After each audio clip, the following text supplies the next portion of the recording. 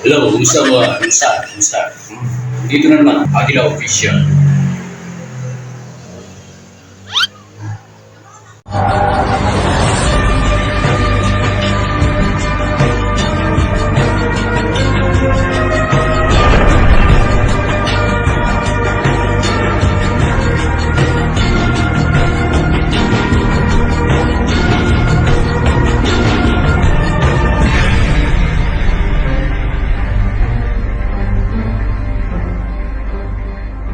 Tupad na tupad yung kasabihan.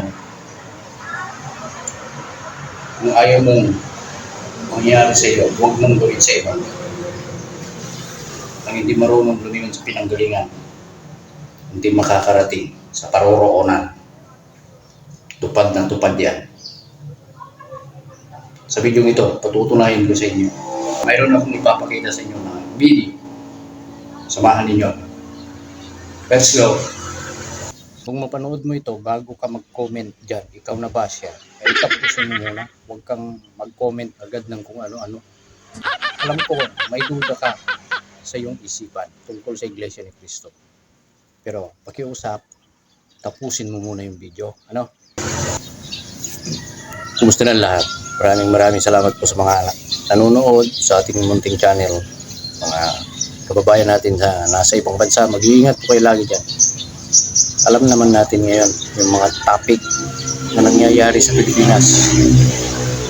Napakainit sa social media ang Iglesia ni Cristo. Lalong-lalo na yung nagsagawa ng rally na naipahayag nung una na 3 araw. Subalit hindi natuloy. Naging 2 araw lamang. Ngayon, pag-uusapan natin bakit nagsasagawa ng rally ang Iglesia ni Cristo. May mga nagtatanong kasi, hindi ba't binoto ninyo si Bongbong Marcos noong presidential election? Hindi ba't binoto ninyo si Martin Romualdez, yung mga kapatid sa Iglesia ni Cristo na nasa Leyte? Dahil sa black voting na pinabanggit nila. Tapos ngayon nagrarally, nagre-reklamo. Mamamayan din naman yung mga miyembro ng INC.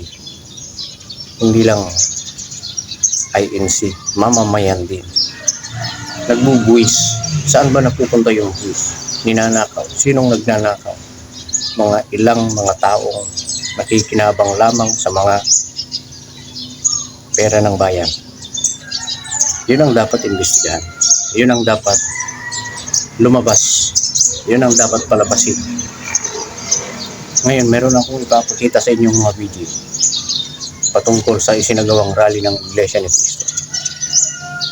Sabay-sabay po natin panoorin. Ito po.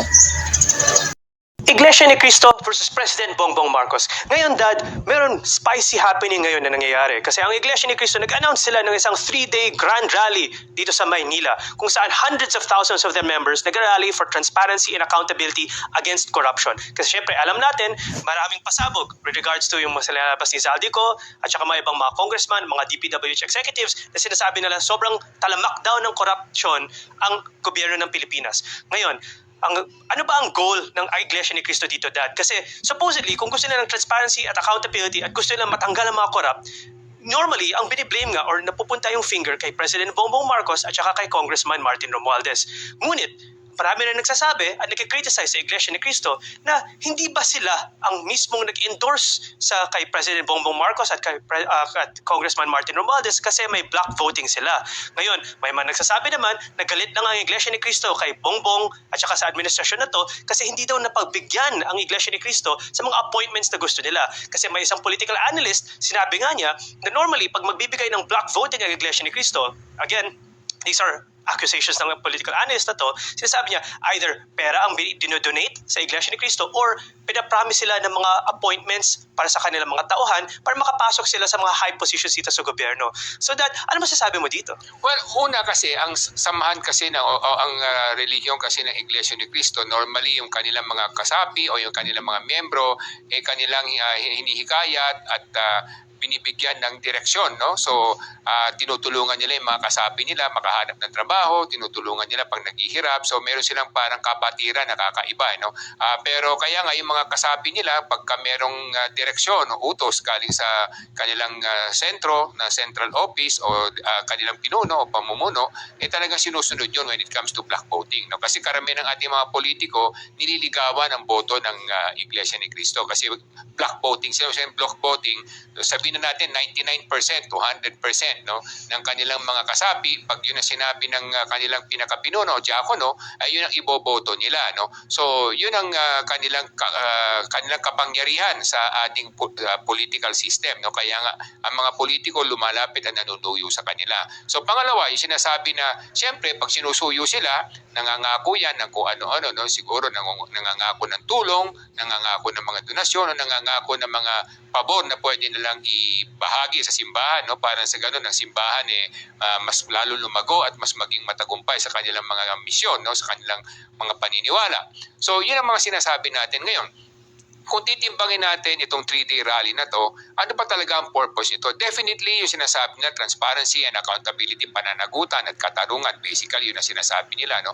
Pero siyempre, dahil yung mga politiko nagsalita dun sa kanilang mga entablado, nakikita naman natin mga oposisyon yon laban sa ating pamahalaan. Nakaramihan sa kanila, siyempre medyo nakalinya sa partido ng ating dating Pangulo na si Duterte. So yun ang kaya may mga haka-haka na ang kanilang gustong gawin mapatalsik ang ating namumuno at namamahala para sa ganon mapalitan ng kanilang mas kinikilingan na politiko o mamumuno, no, na si Vice President Sara. So yun ang mga haka-haka at yun ang mga kuro-kuro ng karamihan ng mga hindi membro ng Iglesia ni Cristo, no? So kung ano man yung intensyon nila, hindi natin pwedeng husgahan dahil hindi naman natin alam kung ano talaga yung sa loobin nila. Pero ang punto lang natin, talagang ang gusto nila, nananawagan sila at hindi na sila masaya sa pinatutunguhan ng ating pamahalaan at yung pamumuno ng ating Pangulo sa ngayon. So definitely sinasabi nila hindi na sila masaya, hindi na sila komportable at hindi na sila sumasang-ayon, lalo na kung hindi nila makita yung pananagutan at katarungan na mangyayari sa mga kababalaghan at katiwalian na nangyari sa lipunan. Definitely, kahit na hindi nila hinahayag yon openly, hindi na sinasabi, nilalantad, pero mababasa mo na hindi na sila happy, hindi nila satisfied sa pamumuno ng ating Pangulo as of the moment, no? So, whether leaning sila kay Vice President Sara o hindi, that's their own, kumbaga, internal inclinations or belief, no? Pero ang pangalawa sinasabi natin, kung meron ba silang mga pabor na hindi na pagbigyan, malamang din, no? Kasi siyempre natural yan, no? Marami naman nagrereklamo sa ating pamahalaan, sa ating Pangulo na maraming tumulong sa kanila, pero nung sila ay nakaupo na, mukhang tinalikuran nila lahat, no? So narinig na rin natin yan kay Governor Jabit, Singson at marami pang iba na nagsasabi rin na parang natulungan sila pero pagkatapos noon tinalikuran sila. So yun ang nagiging problema din ng leadership natin, no? May sinasabi nga tayo kasi pag leader ka at isa kang maayos na leader, siyempre aalagaan mo muna yung mga tumulong sa iyo, no? Maaring hindi mo pagbigyan sa lahat ng kanilang kahilingan pero hindi mo sila pababayaan. Kahit na papaano bibigyan mo sila ng direksyon o tulong o kapalit na binigay sa iyo. Yung tinatawag natin gratefulness, utang na loob sa Tagalog, yun ang sinasabi nila, no? Kasi nga sabi nga nila, kung di ka marunong tumanaw sa iyong pinanggalingan, tiyak masasadlak ka sa iyong patutunguhan. Ito yung nangyayari ngayon, no? Kaya maraming mga alingasngas na nagsasabi na yung mga dating loyal sa tatay niya, sa tatay na Pangulo, ay ngayon tumalikod na at pumaligtad na. Kasi nga, nakita nila yung pagkakaiba ng kanilang pamumuno, no? Kumbaga, kasi maliit man o malaki, yung mga tumulong sa iyo, dapat lahat yan pinagbibigyan mo na matulungan din sila kapalit nun. Bilang tao, hindi naman kinakailangan pagbigyan mo sila sa gusto nila, pero dapat tulungan mo sila na kahit na papaano mas maganda yung kanilang katayuan dahil natulungan kanila magtagumpay sa buhay. Yun ang mga leksyon dito na matututunan ng bawat leader at bawat tao na kung hindi ka marunong tumanaw ng iyong utang na loob, talagang magkakaroon ka ng problema sa hinaharap. Yung katulad sinasabi natin, ang taong hindi marunong lumingon sa kanyang pinanggalingan, tiyak masasadlak sa kanyang kinabukasan. So, these are lessons to all of us leaders and to all of us professionals that we have to learn how to be grateful to people who have helped us and who have assisted and supported us. At the same time, it doesn't mean to say that we have to help them based on what they want, but somehow we can guide them since now we are successful in our achievements and accomplishments. It's now our time to reciprocate the favor. Kasi nga, kaya marami nagbaliktad, no? Nakikita naman natin, no? Dati yung may isa ring ganyang vlogger na sikat din, si Maharlika, at meron ding isang dating sikat na socialite na si Cathy Binag na all of a sudden naging kaalaban na ng pamahalaan, no, na dati kakampi, no? So doon nagkaroon ng parang tinatawag nating failure in relationship management. Kasi yung relationship management, napakahalaga niyan bilang isang pinuno at bilang isang profesional. Kung hindi mo ma-handle ang mga relasyon mo, tiyak na doon ka unti-unting lulubog, no? Kasi nga yung mga taong nag-angat sa iyo, sila rin magiging instrumento para pabagsakin ka. So these are the lessons in leadership and management. Kaya siguro ganun din yung nakikita ng Iglesia ni Cristo, na parang sinasabi nila siguro na tinulungan namin kayo, bakit ngayon hindi nyo kami sinusuklian? Ito'y ating sariling kuro-kuro lamang kasi hindi naman natin alam talaga kung ano intensyon nila.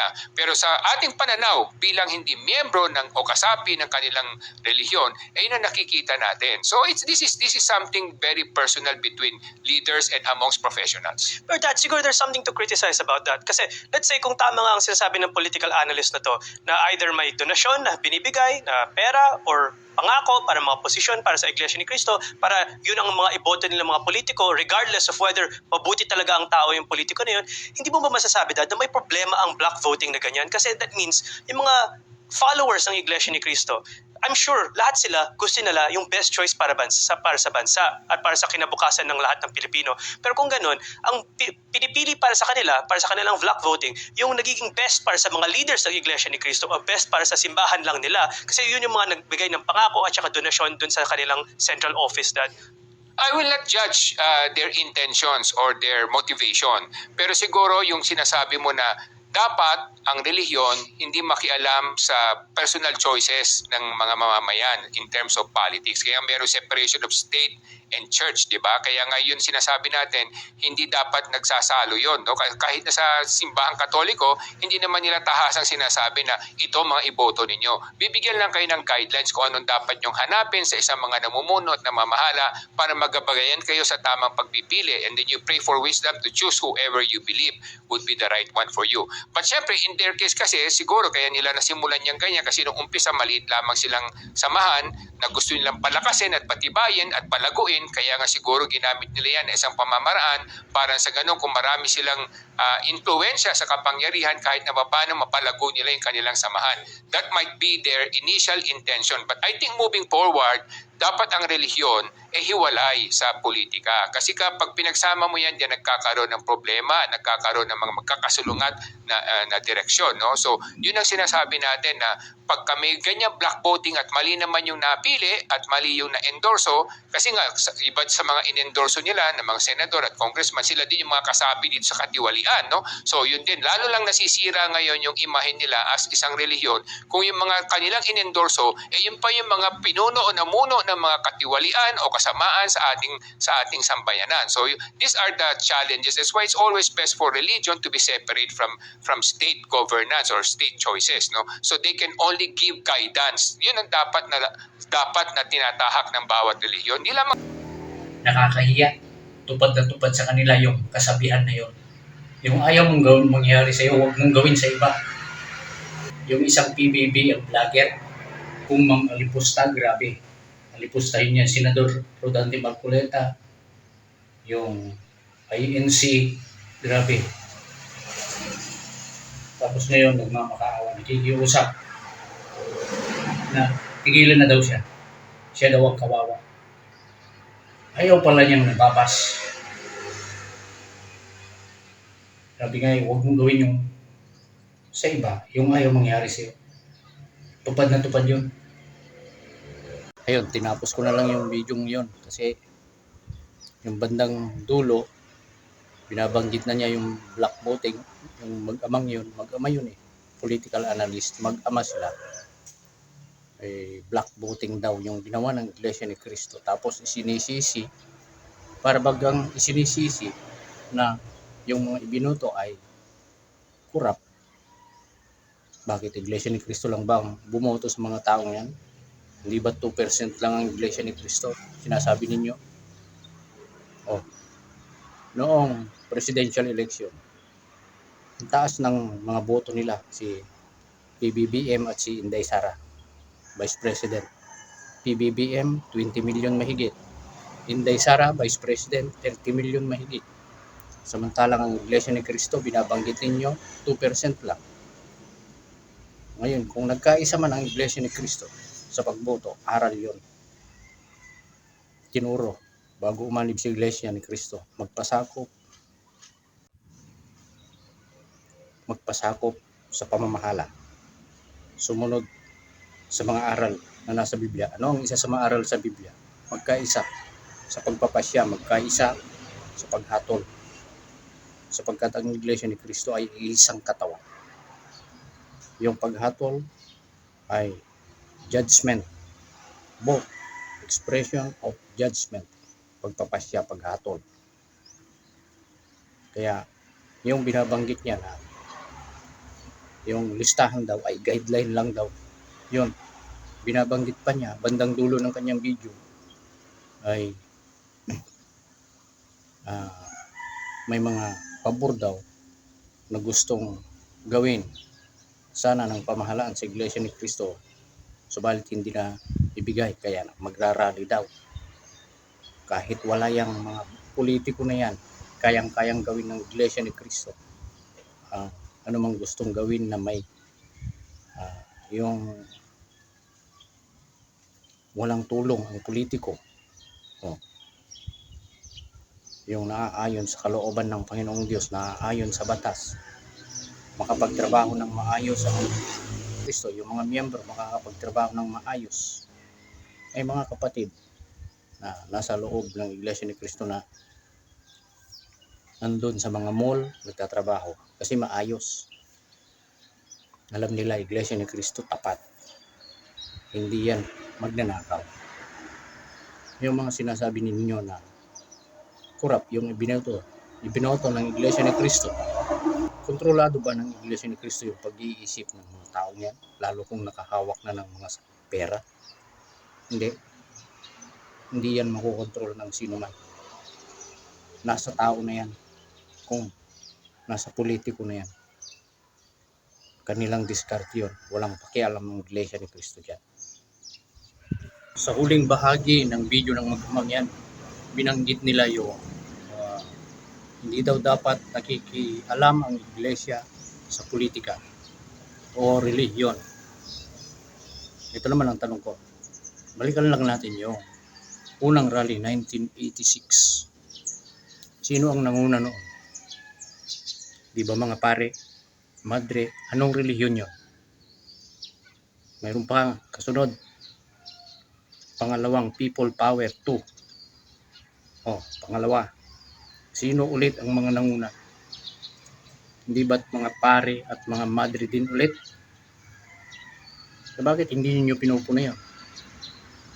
Yung bang pagsasagawa ng Iglesia ni Cristo ng rally, nagbanggit ba kami ng pabagsakin si ganito? Nagbanggit ba ang Iglesia ni Cristo na pababain ang presidente? Hindi. Ang gusto lang ng Iglesia ni Cristo ay transparent, maging patas. Kung sino ang may kasalanan, siya ang managot. Tapos tinatanong ninyo, dapat maging transparent din ang pamamahala. Hindi ba ninyo nakikita? Transparent tanan, transparent lahat. Kung saan ginugugol ang pera, saan napupunta yung mga handog, saan ginagamit. Kaya masiglang mga kapatid sa loob ng Iglesia ni Cristo, maayos na nagagamit ang pananalapi sa loob ng Iglesia ni Cristo. Transparent, kitang-kita lahat.